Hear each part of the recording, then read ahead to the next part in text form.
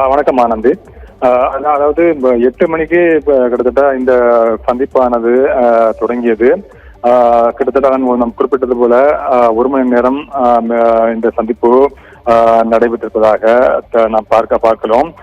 8 மணிக்கு சென்ற சந்திப்பானது தற்போது 1 மணி நேரத்திற்கு மேலாக அந்த சந்திப்பு நடைபெற்றிருக்கின்றது. எடப்பாடி பழனிசாமியுடன் அதிமுகவுடைய மூத்த தலைவர்கள் தம்பித்துறை, அதுபோல SC. Velumani, CV. Shanmugam, KP. Munusamy உள்ளிட்டவர்களும் மத்திய அமைச்சர் அமித்ஷாவை சந்தித்தனர். அவர்கள் அனைவருமே உள்ளே சென்று சந்திப்பு நடைபெற்றது. அமித்ஷா மற்றும் எடப்பாடி பழனிசாமி மற்றும் இருவரும் தனியாக சந்தித்து ஆலோசனை நடத்தியதாகவும் தகவலானது தெரிவிக்கப்படுகின்றது. அதன் காரணமாகவே கிட்டத்தட்ட நான் பார்த்தது போல 1 மணி நேரம் இந்த சந்திப்பு நடைபெற்றிருக்கின்றது. வேறு ஏதும் தலைவர்களை அவர் எடப்பாடி பழனிசாமி பார்க்கின்றாரா என்பது தொடர்பாக, பாஜக தலைவர்கள் வேறு யாரையாவது பார்க்கின்றாரா என்பது தொடர்பாக இதுவரையில் எந்த தகவலும் இல்லை. ஆனால் தற்போது இருக்கக்கூடிய சூழ்நிலையில் அமித்ஷாவுடைய சந்திப்பு நாம் எதிர்பார்த்தது போல கிட்டத்தட்ட 1 மணி நேரமாக இந்த சந்திப்பானது, 1 மணி நேரத்திற்கு மேலாக இந்த சந்திப்பானது நடைபெற்றிருக்கின்றது. பல்வேறு விவகாரங்கள் தற்பொழுது இருக்கக்கூடிய ஒரு சூழ்நிலையில் அதிமுகவை சுற்றியும் அதிமுகவுடைய உட்கட்சி பிரச்சனை, அது மட்டுமல்லாமல் பாஜகவுடனான அவர்களுடைய இணைப்பு உள்பட பல விஷயங்கள் தற்பொழுது இருக்கக்கூடிய சூழ்நிலையில் தான் இந்த சந்திப்பானது நடைபெற்றிருக்கின்றது. குறிப்பாக பாஜகவை சேர்ந்த மூத்த தலைவர்கள், தமிழகத்தில் இருக்கக்கூடிய அந்த மூத்த தலைவர்கள் பலரும் அண்மையில் அமித்ஷாவை வந்து சந்தித்து சென்றார்கள். அதற்கு பின்னதாக செங்கோட்டையன் பிரச்சனையானது அதிமுகவில் சுரூபம் எடுத்தது. நாம் பார்த்தது போல செங்கோட்டையன் இதுபோன்று அங்கு இருக்கக்கூடிய அனைத்து தலைவர்கள், அதிமுகவில் பிரிந்து சென்ற அனைத்து தலைவர்களையும் ஒன்றிணைக்க வேண்டும் என்று அவர் ஒரு கெடுவினை எடப்பாடி பழனிசாமிக்கு கொடுத்தார். 10 நாட்களுக்குள் அவருக்கு நடவடிக்கை எடுக்க வேண்டும் என்று அவர் சார்பில் தெரிவிக்கப்பட்டிருந்தது. அதற்கு பிறகு உடனடியாக செங்கோட்டையன் கட்சி பொறுப்புகளில் இருந்து நீக்கப்பட்டார். அதன் பின்னதாக அவர் மீண்டும் உடனடியாக டெல்லி வந்து செங்கோட்டையன் மத்திய உள்துறை அமைச்சரை சந்தித்ததாக தெரிவித்திருந்தார். இதன் காரணமாகத்தான் இந்த பிரச்சனையானது தற்பொழுது டெல்லியில் கொண்டு வரப்பட்டு அதற்கு இந்த பிரச்சனை பேசப்பட்டு வரக்கூடிய ஒரு சூழ்நிலையில் தான் தற்பொழுது செங்கோட்டையன் வந்து சந்தித்து சென்றதற்கு பிறகு தற்பொழுது அதிமுக பொதுச் செயலாளர் எடப்பாடி பழனிசாமி வந்து அமித்ஷாவை சந்தித்திருக்கின்றார். இந்த சந்திப்புக்கு பிறகு என்ன மாதிரியான நடவடிக்கைகள் எடுக்கப் போகின்றார்கள் என்பதை நாம் கண்டிப்பாக உற்று நோக்கப்பட வேண்டிய ஒன்று. ஏனென்றால் செங்கோட்டையன் வலியுறுத்தியது போன்று அங்கு இருக்கக்கூடிய சிதறி இருக்கக்கூடிய தலைவர்கள் மீண்டும் ஒன்றிணைக்கப்படுவார்களா?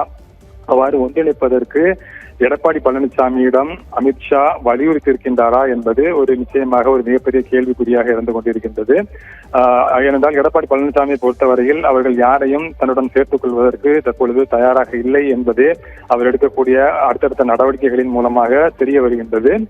அது போன்ற ஒரு சூழ்நிலையில் எடப்பாடி பழனிசாமி எடுக்கக்கூடிய முடிவுகள் பாஜகவுக்கு கட்டுப்பட்டு எடுக்கப்படக்கூடிய முடிவுகளா என்பதும் தொடர்ந்து கேள்விக்குறியாக இருந்து கொண்டிருக்கின்றது. அதன் அடிப்படையில் பார்க்கும் பொழுது எடப்பாடி பழனிசாமி எடுத்த முடிவுகளை மாற்றுவதற்கு பாஜக வலியுறுத்துமா? அந்த அழுத்தத்திற்கு எடப்பாடி பழனிசாமி இசைவு கொடுப்பாரா என்பதும் ஒரு மிகப்பெரிய கேள்வியாக இருந்து கொண்டிருக்கின்றது. அப்படி பார்க்கும் பொழுது பாஜக சார்பில் பிரிந்து சென்ற அனைவரும் ஒன்றிணைய வேண்டும், அதிமுகவில் இருக்கக்கூடிய அனைத்து தலைவர்களும் ஒன்றிணைய வேண்டும் என்று பாஜக வலியுறுத்தினாலும் அதனை எடப்பாடி பழனிசாமி ஏற்பாரா என்பது தெரியாத ஒரு விஷயமாக இருந்து கொண்டிருக்கின்றது. அதன் அடிப்படையில் எடப்பாடி பழனிசாமியை பொறுத்தவரையில் பாஜக மேல் திட்டம், அதாவது அமித்ஷாவிடம் தற்பொழுது என்ன கூறியிருக்கின்றார் என்பதும் முக்கியமாக பார்க்கப்பட வேண்டிய ஒன்று. அவர் தரப்பிலிருந்து என்ன மாதிரியான விளக்கங்கள் கொடுக்கப்பட்டிருக்கின்றது என்பதையும் பார்க்க வேண்டிய ஒன்று. அதன் அடிப்படையில் பார்க்கும்பொழுது 2 தரப்பினரிடமும், பிரச்சனைக்குரிய தரப்பினரிடமும் தற்பொழுது அதே போல அதிமுக தலைமையிடமும் தற்பொழுது அமித்ஷா ஆலோசனை நடத்தியிருக்கின்றார்.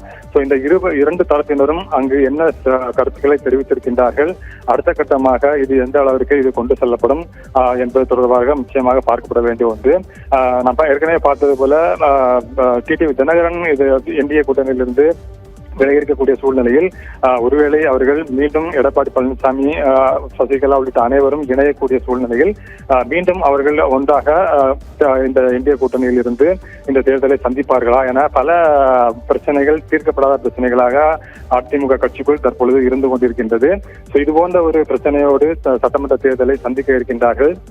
இந்த நிலையில்தான் இது எப்படி பாஜகவுக்கும் அதுபோல அதிமுகவுக்கும் இந்த விஷயங்கள் வரக்கூடிய தேர்தலில் இது எந்த அளவுக்கு தாக்கத்தை ஏற்படுத்தும் என்பது அரசியல் வட்டாரத்தில் ஒரு முக்கியமான ஒரு பார்க்கப்படக்கூடிய ஒன்றாக இருந்து கொண்டிருக்கக்கூடிய சூழ்நிலையில் தான் தற்பொழுது அதிமுகவுக்குள் தொடர்ந்து குழப்பம் நிலவி கொண்டிருக்கக்கூடிய சூழ்நிலையில் இந்த குழப்பங்களுக்கு காரணமானவர்களை தற்பொழுது டெல்லி பாஜக மேலிடமானது தொடர்ந்து சந்தித்து ஆலோசனை நடத்தி வருகின்ற சூழ்நிலையில் அடுத்த கட்டமாக இந்த விவகாரம் எப்படி செல்லும், அதிமுகவுக்கு என்ன மாதிரியான மாற்றங்கள் ஏற்படும் அல்லது எதுவும் மாற்றம் ஏற்படாமல் இதே போலவே அவர்கள் அனைவரும் நீக்கப்பட்டது போலவே இந்த தேர்தலை அதிமுக சந்திக்குமா என்பது தொடர்பாக பார்க்க வேண்டும். அதிமுகவுடைய பாஜக இருவருடைய உறவானது அதே உறவு நீடிக்குமா, அது தேர்தல் வரையில் நீடிக்குமா என்ன என்பது தொடர்பாக பல கேள்விகள் இருக்கின்றன.